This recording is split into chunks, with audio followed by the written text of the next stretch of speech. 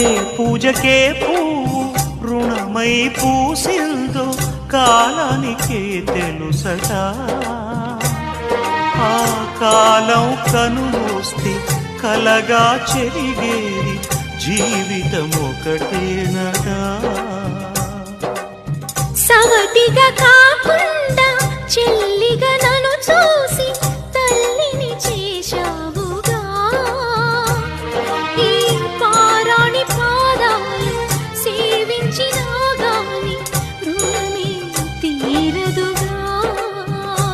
ఇది కలకాలమై ఉండగా